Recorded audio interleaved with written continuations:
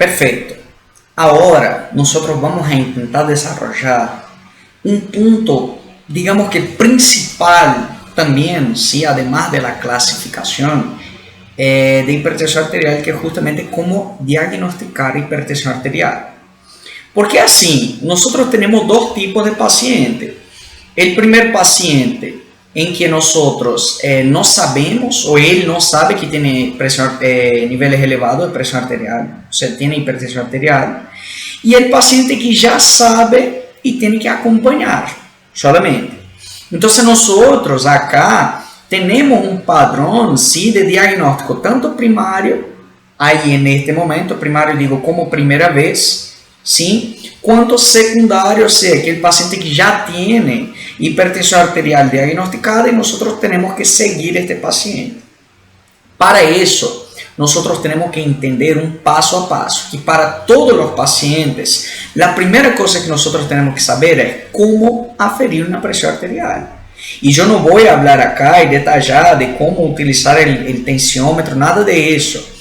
A ideia acá é saber como, de forma teórica, sim, as características que devemos realizar no paciente. Então, a primeira coisa, realizar a medição de pressão arterial em toda consulta médica, por lo menos 3 vezes. Lo ideal que o consenso diz é que qualquer paciente que chegue à consulta, nós temos que aferir a pressão arterial, por lo menos 3 vezes. Vean bien, lo ideal dicho por el consenso, ¿sí? Obviamente que en la práctica eso es diferente, pero lo ideal sería eso. Seguimos, que habría que realizar en ambos miembros superiores. Lo ideal sería eso. Y en el caso de que llegue el paciente, antes de aferir la presión arterial del mismo, lo ideal es certificar de que el paciente no esté con la vejiga llena, porque eso puede alterar los valores de presión arterial. Que el paciente no haya tomado café o alcohol en la última hora, ¿está bien? Eso puede alterar los valores de presión arterial. Que el paciente no haya, ¿sí?, fumado en los últimos 30 minutos, por lo menos, lo ideal es que sea en la última hora. Y que el paciente no haya realizado ahí actividad física en la última hora, ¿está bien? Perfecto. El segundo punto de entender en el desarrollo de diagnóstico es de acompañar así la presión arterial del paciente, saber los métodos de aferir la presión arterial. El primer método que nosotros tenemos es la presión arterial de consultorio. Básicamente, ¿qué es? Es el paciente que llega al consultorio y nosotros vamos a aferir la presión arterial de él. Eso. Esa es la presión arterial del consultorio. Y acá nosotros utilizamos la tabla que vimos anteriormente de grados de presión arterial, sí, presión arterial limítrofe, normal, hipertensión grado 1, 2 y 3. ¿Está bien? Pero básicamente entonces la PAC, sí, que es presión arterial de consultorio, es el paciente que llega al consultorio, sí, que es ambulatorial ahí, y nosotros aferimos en este momento la presión arterial del mismo. En este caso, es justamente, resumiendo, diagnóstico en el momento de la consulta. Por eso dice de consultorio. ¿Está bien? Seguimos acá, ¿sí? El ideal, entonces, como vimos anteriormente, es realizar por lo menos 3 tomas de la tensión arterial. Y acá mismo dice, no se diagnostica con solo una toma. Hay que realizar por lo menos 2 y 3 sería lo ideal. Entonces, así, si te toca un paciente, ¿sí?, que haya realizado un nivel, que tenga una presión, que nosotros hayamos realizado la medición de la tensión arterial de este paciente, ¿sí?, y que haya sido realizado una sola vez, lo ideal es realizar otra vez, para realmente ya tener valores ahí que podamos decir, sí, que realmente es o no una hipertensión arterial. Y lo ideal sería 3 veces. ¿Sí? Para comparar estos resultados. Perfecto. El segundo método es que la medición domiciliaria de la presión arterial. ¿Sí? En este caso, el paciente se va a casa con un determinado, vamos a ver acá, ¿sí?, un medidor de presión arterial y nosotros vamos a controlar la presión arterial del paciente. ¿Por qué? Porque, o sea, ¿cuál es la importancia de saber el MDPA, así, la medición domiciliaria de presión arterial? Porque muchos pacientes cursan con el síndrome de guardapolvo blanco. O sea, que en la frente de nosotros, o sea, ahí adelante de nosotros médicos, el paciente tiene miedo, entonces va a tener que alteraciones de la presión arterial. Entonces nosotros tenemos que confirmar realmente a partir de la sospecha, obviamente, de hipertensión arterial de guardapolvo blanco. Siguiendo acá, sim, justamente realizada fuera del ambiente hospitalario, ya vamos a ver algunas diferencias, sim. La idea es que la medición domiciliaria de la presión arterial, ella puede ser realizada por individuos que no sean profesionales de la salud, pero estos individuos tienen que ser entrenados para eso. Entonces, primera cosa que tenemos que saber, es realizada afuera del ambiente hospitalario, ¿sí? ¿Por qué? Porque ahí nosotros podemos hacer diagnósticos diferenciales con otras causas. Segunda cosa, los individuos pueden ser profesionales de la salud o no, pero tienen que ser entrenados, Y el tercer punto que nosotros vamos a desarrollar es que el tensiómetro acá tiene que estar calibrado, ¿está bien? Ya vamos a ver en detalle eso. Las indicaciones son paciente con sospecha de hipertensión arterial guardapolvo blanco, como les dije, ¿sí? Hipertensión arterial oculta, ya vamos a definir un poco sobre eso, ¿sí? Y hipertensión arterial refractaria al tratamiento, o sea, que vamos a tratar el paciente no mejora con mayor o igual a 2 o 3 drogas, ¿está bien? Considera hipertensión arterial refractaria. La limitación que el MDPA tiene es que no obtengo resultado de presión arterial nocturna, como vamos a ver en el mapa, medición ambulatorial de presión arterial, sim, que já vamos a ver a diferença com a PA de consultório. E neste caso, acá, não se obtém o resultado da pressão arterial noturna, é só durante o dia. E isso é muito importante, como vamos a ver posteriormente. E o outro detalhe é que, neste caso, eu necessito um personal entrenado. Então, é gasto de plata. Sí o sí, yo voy a tener que invertir en este individuo, si caso no sea profesional, tengo que invertir en él para que él sea entrenado. Porque es acá, sí, antes de hablar de resultados, que yo hago la diferencia entre MDPA, la medición domiciliar de presión arterial, y la automedición de presión arterial. La automedición, en su mayoría, los individuos no son entrenados. ¿Está bien? Y además de eso, el tensiómetro no estaría calibrado. Ya vamos a ver sobre los resultados para considerar hipertensión arterial en el MDPA, o sea, la medición domiciliar de presión arterial, ahí está. Es considerado mayor o igual a 135 por 85 milímetros de mercurio. Acá, yo ya considero, ¿sí? Se hace una mediana en el material, hay más detalles sobre eso, podés leer ahí, ¿sí? Pero la mediana de los resultados, yo tengo que, si yo tengo valores mayores a 135 por 85 milímetros de mercurio, considero hipertensión arterial en el MDPA. En el PAC, yo considero a partir de la tabla de clasificación que vimos. Entonces, en el PAC ya considera hipertensión arterial. A partir de 2 tomas, ¿no? O sea, lo ideal sería realizar 3, pero 2 tomas con mayor o igual a 140 por 90 en el PAC, presión arterial de consultorio. Acá é 135 por 85. E há que saber este detalhe. Automedição de pressão arterial é diferente de medição domiciliária de pressão arterial. Primeira coisa, medição domiciliária de pressão arterial, o personal está entrenado. São enfermeiros, são técnicos, ou é um indivíduo que foi treinado, que não trabalha na área da saúde, mas é treinado. Já a automedição, em sua maioria, pode ser realizada por personal entrenado, mas não sabemos. Em geral, é personal que aprendeu de alguém e lo hace. O segundo ponto é saber que o aparato de medição, se o tensiômetro acá, na automedição, em sua maioria, não está calibrado, não está bem para realizar a aferição da pressão arterial. Já no MDPA, isso é regra. Sim, que o tensiômetro tem que estar regulado, calibrado. Tá bem? Estas acá son las diferencias. Porque puede ser que ustedes se confundan la automedición, cualquier uno, no, es diferente. ¿Sí? Siguiendo acá, ¿sí? La tercera forma, ¿sí? El tercer método de aferición de la presión arterial es el monitoreo ambulatorial de la presión arterial. Ahí surge la pregunta, mira, ¿y cuál es la diferencia de con la presión arterial de consultorio?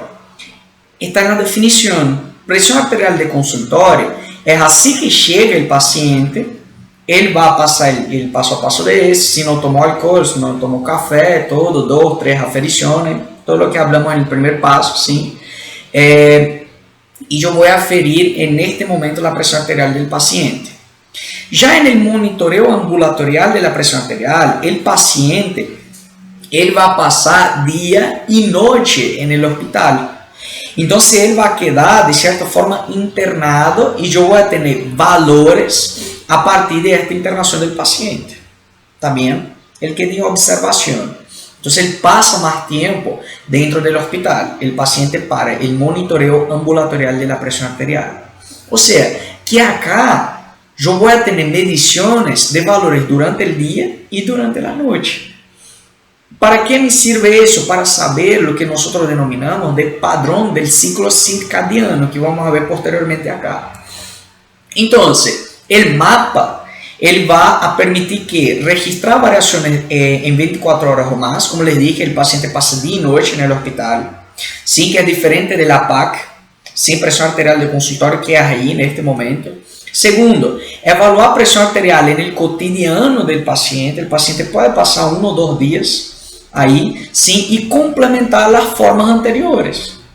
Presión arterial de consultorio o medición domiciliar de presión arterial. Yo puedo complementar ellas en caso de duda diagnóstica. Perfecto. Bueno, aún más de eso, como les hablé anteriormente, el monitoreo ambulatorial de la presión arterial nos puede aferir, nos puede evaluar lo que es el ciclo circadiano. El ciclo circadiano él sigue el padrón normal, si es el denominado padrón Dipper. Ya vamos a ver en detalle qué es eso. Pero básicamente, el ciclo circadiano es que nosotros somos individuos diurnos. En teoría no se debe vivir durante la noche, ¿sí? Lo ideal es que durante el día tenemos presiones más elevadas, hay más limítrofes, y a partir de 5 o 6 de la tarde, nosotros empezamos a reducir estas presiones. Para la noche estar más tranquilos y conseguir dormir, tener una calidad de sueño. Perfecto, eso sería el ideal. Y eso se denomina ciclo circadiano, o sea, durante el día presiones más elevadas, más limítrofes, y durante la noche presiones más reducidas. Ya vamos a ver un poco más de los padrones dentro de eso, ¿sí? Voy a detallar. Las indicaciones del mapa son que hipertensión arterial por síndrome de Guarapolo Blanco, el mismo del MDPA, ¿sí? El segundo punto, evaluar respuesta terapéutica, o sea, si el paciente realmente está teniendo una buena respuesta a la utilización de IECA, de ARA, de antagonista cálcico o de los diuréticos, ¿sí? Que vamos a ver cuáles son posteriormente, ¿sí? O también el diagnóstico de hipertensión arterial sistémica oculta o también denominada enmascarada, que es básicamente aquel paciente que va a la clínica, ya vamos a ver en detalle sobre eso, pero que tiempos anteriores, ahí días anteriores, él controla su presión arterial y en el día de la consulta está bien, se llama oculta, ¿está bien? Perfecto. Y otra indicación sería hipertensión arterial secundaria a ataques de pánico, que eso es más frecuente hoy día en la sociedad. Perfecto. Entonces los resultados acá, antes de detallar un poco más sobre la evaluación del ciclo circadiano, que es un punto importante acá en el mapa, sim, son valores de presión arterial en 24 horas. Si yo medir y tener una mediana, sim, de los valores en 24 horas, considero hipertensión arterial en valores mayor o igual a 130/80. Ya, si hago un promedio diurno, o sea, de la presión arterial durante el día, es igual al MDPA, mayor o igual a 135/80. Y si es nocturno, mayor a 120/70. ¿Por qué? Porque en este caso, yo caracterizo una hipertensión arterial nocturna. Y eso es muy importante cuando nosotros hablamos de pacientes que sufren de apnea del sueño, por ejemplo. La apnea del sueño, como el paciente duerme, ¿sí? Y tiene momentos de apnea, él va a tener que picos hipertensivos, acá presiones arteriales elevadas, y eso aumenta, disminuye la sobrevida del paciente, porque aumenta la probabilidad de alteraciones cardiovasculares o cerebrovasculares. ¿Está bien? Entonces hay que tener en cuenta eso. Detallando un poco acá sobre los patrones relacionados al ciclo circadiano, ¿sí? Nosotros tenemos el padrón normal, que es el Dipper. ¿Qué sería el padrón Dipper? ¿Sí? Sería básicamente cuando va descendiendo la presión arterial, este descenso durante la noche, él sea entre 10 y 20%. Eso sería lo normal. El no Dipper sería que los pacientes, que el padrón no Dipper, él da más en pacientes de raza negra, porque raza negra tiene una mayor probabilidad de desarrollar hipertensión arterial, ¿sí? Eso es una cuestión epidemiológica, ¿está bien? Entonces el padrón no Dipper, ¿qué sería? Sería el descenso menor a 10%, o sea, desciende poco, ¿está bien? El paciente tiene determinados valores durante el día y los valores son casi iguales durante la noche. El padrón no Dipper aumenta mucho más lo que son los accidentes cardiovasculares. Por ejemplo, está mucho más relacionado a estos pacientes. Infarto agudo del miocardio, insuficiencia cardíaca. Perfecto. El padrón hiper-Dipper, acá yo ya descendo demasiado. O sea, ya descendo mayor a un 20%. Y ahí ustedes ven, si yo tengo descenso de la presión arterial, yo empiezo a disminuir ¿qué? Flujo de cavidades, de estructuras. ¿Y cuál es la principal estructura acá que hay disminución del flujo? Cerebro, encéfalo. Y si yo disminuyo el flujo durante la noche, aumento la probabilidad de riesgos cerebrovasculares o encefalovasculares. ¿Está bien? Hay que entender. Entonces, hiper-Dipper significa que hay un descenso mayor a un 20% de la presión arterial comparada con durante el día. Y el ciclo circadiano invertido, el paciente con hipertensión arterial nocturna. El paciente que durante el día tiene valores normales y durante la noche tiene picos hipertensivos. Perfecto. Buenísimo. Dentro de todos estos tres parámetros que vimos hasta ahora, ¿dónde los voy a agregar en los resultados? Que son que, ahí está. Yo tengo presión arterial de consultorio. Ahí ustedes pueden ver, mayor o igual a 140 por 90, que es hipertensión grado 1. Ya considero presión arterial de consultorio. El problema es que acá, por encima de estos valores, yo puedo considerar hipertensión del guardapolo blanco, que es el paciente que en la hora de la consulta tiene valores elevados de presión arterial, pero al realizar mediciones en casa, él no tiene alteraciones. O puedo tener, sí, hipertensión arterial verdadera, o sea que el paciente realmente cursa con hipertensión arterial. Valores menores a 140 por 90, el paciente puede ser normotenso realmente, o puede ser que el paciente tenga hipertensión arterial oculta o enmascarada, que es básicamente que el paciente que en casa tiene alteración de presión arterial, días antes de ir a la consulta, él deja de comer sal, de comer exacerbado y todo, de tener las alteraciones, tomar alcohol, en fin. Y en el día de la consulta, él tiene valores normales, pero en casa sigue teniendo alteraciones. Frente a estos tres pacientes acá, de hipertensión arterial guardapolo blanco, verdadera y oculta, sí, principalmente guardapolo blanco y oculta, porque la verdadera ya damos el diagnóstico en sí, pero principalmente estos dos acá, sim, nosotros solicitamos MAPA o el MDPA, que hablamos anteriormente. Y para tomar como base los valores, nosotros podemos tomar que, si el paciente llega entonces con una mayor a 140 por 90 en la PAC, mayor a 135 por 85 y uno de estos dos, yo ya puedo considerar hipertensión arterial verdadera. Perfecto. Ahora, si él tiene menor en la PAC, tiene menor a 140 y tiene MAPA o MDPA aumentadas, sí, yo considero hipertensión arterial oculta o enmascarada. Si los dos son menores, el paciente es normotenso. Si los dos son mayores, es hipertensión arterial verdadera. Ahora, si en la consulta tiene elevada los valores y en el MAPA MDPA tiene disminuidas, ¿qué es hipertensión arterial guardapolvo blanco? Entonces sirve para saber estos resultados acá y da el diagnóstico definitivo. El tema es, este paciente es un paciente de primera vez. É um paciente que nós estamos confirmando, descartando a possibilidade de hipertensão arterial. Agora, se já me chega, um paciente com hipertensão arterial, ou melhor, o paciente já foi diagnosticado com hipertensão arterial. Acá tomamos os dois pacientes, o que já foi diagnosticado e o que recém está sendo diagnosticado. Nós temos que solicitar alguns exames complementares para controlar as alterações que podem ser causadas por la hipertensão arterial. ¿Cuáles são estes exames complementares? A nível laboratorial, temos que solicitar que exame de orina, o exame de colesterol, como vimos, é factor de riesgo também.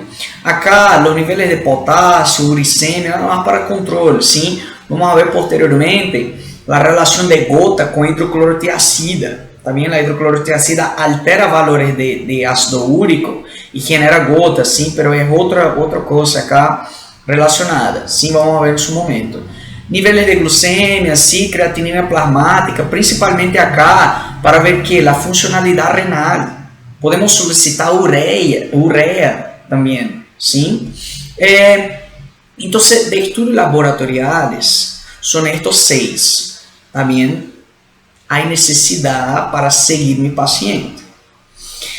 Eletrocardiograma seria o segundo estudo complementar a ser solicitado. ¿Por quê? Porque sabemos que a hipertensão arterial é o principal factor de risco de todas as enfermedades cardiovasculares. Então, se é cardiovascular, eu posso ter que alterações cardíacas como insuficiência cardíaca. Então, veo acá, por exemplo, se há Sokolov positivo, se há Cornell positivo, que hablamos na classe de ECG, tá bem? Que vamos detalhar pouco mais a insuficiência cardíaca. Ou mesmo, hipertensão arterial é fator de risco para infarto agudo do miocárdio. Então, é necessário controlar meu paciente acá. Perfeito? Outro ponto, ecocardiografia. A ecocardiografia vai ver que estruturas cardíacas. É mais, vamos mais profundo acá. Na ecocardiografia, eu posso solicitar ecocardiograma Doppler. O Doppler, ele vai ver que fluxos de sangue. Sabemos que o fluxo de sangue é laminar. A partir do momento que eu tenho alterações neste fluxo de sangue com uma hipertensão arterial, por exemplo, eu aumento a probabilidade de dano intravascular, aumento a probabilidade de formação de coágulos, de alterações de las paredes cardíacas e, em geral, vocês podem ter uma pelota de nieve aí. O outro exame, acá solicitar, e acá cambiei os colores, justamente porque são muito importantes, é que a microalbuminúria. E acá, nós temos que desarrollar pouco, Então, atenção com isso. Microalbuminúria é considerado que quando tenho valor em urina de 30 a 300 miligramas em 24 horas de proteína. É albúmina, por isso é microalbuminúria. Maior a 300, ou melhor, maior a 500 miligramas em 24 horas já se considera albuminúria. Pero a microalbuminúria, quando está presente nestes pacientes, isso quer dizer que é um indicador temprano de dano de órgano blanco. Então, o paciente pode estar iniciando, neste caso, o dano renal. Sabemos que hipertensão arterial é fator de risco vascular. E a nível de los glomérulos é rico em vasos aí. Então, podem haver alterações e começar a generar alterações a nível renal. Então, eu tenho que solicitar a microalbuminúria. Eu puse a parte do laboratório, mas dentro do laboratório solicitamos albuminúria, aí neste caso, A presença de microalbuminúria já é um marcador aí, indicador de dano de órgano blanco. Como dice, es un buen marcador pronóstico de nuestro paciente, sirve para acompañar el pronóstico ahí, sí. Y obviamente que puede estar asociado o no a pacientes nefropatas diabéticos. Sabemos que tenemos las alteraciones crónicas en diabetes, sí, una de ellas es la insuficiencia renal diabética, sí, las alteraciones nefrogénicas, son las nefropatías diabéticas. Perfecto. Bueno, y el último acá es justamente el examen de fondo de ojo. El examen de fondo de ojo es así. Básicamente, y ahora para cerrar esta parte, ¿sí? Nosotros hablamos de microalbuminuria, de albuminuria, mejor diciendo, y de fondo de ojo. ¿Por qué? Porque son microvasos. Cuando el paciente tiene hipertensión arterial, hay una elevada probabilidad de que haya alteración inicial en los microvasos. Y justamente los vasos del ojo y vasos del riñón, ¿sí? De los glomérulos renales, mejor diciendo, más detallado, son microvasos. Entonces son vasos que inicialmente pueden dañarse por la hipertensión arterial.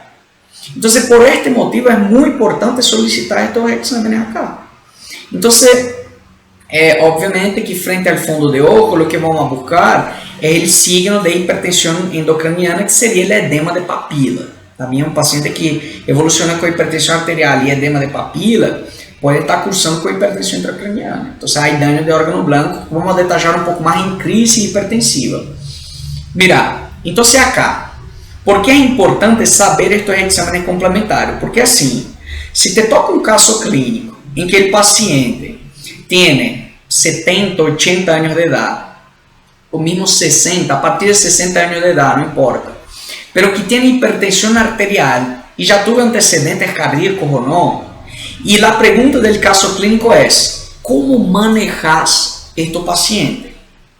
Ahí que ustedes tienen que contestar. Primera cosa, aferir la presión arterial. Fija, si la presión arterial dele ahí es aumentada, pero se realizó una sola toma, decir, realizamos una segunda o tercera toma de la presión arterial, que es justamente la presión arterial de consultorio. Además de eso, antes de realizar eso, para que ustedes tengan un desarrollo mejor del examen, ustedes tienen que decir todo el primer paso que yo les dije, que es saber si el paciente no fumó, no tomó alcohol, no hizo ejercicio y todo. Perfecto, hasta aferir la presión arterial por segunda vez. Perfecto. Segundo paso, realmente diagnosticar la presión arterial con el PAC, si necesario, directamente, con MDPA o con MAPA. Perfecto.